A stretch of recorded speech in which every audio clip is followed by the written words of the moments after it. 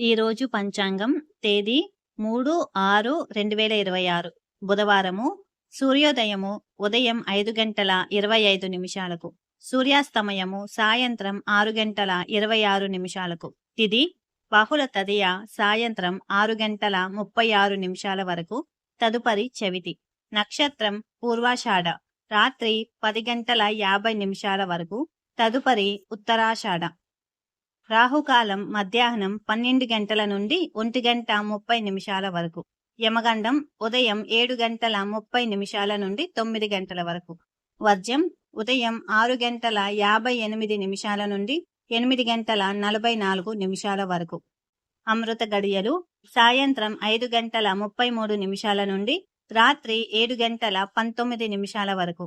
శుభ సమయాలు మధ్యాహ్నము 12:22 నుండి 3:10 వరకు. తిరిగి సాయంత్రం 4:15 నుండి 5:20 వరకు.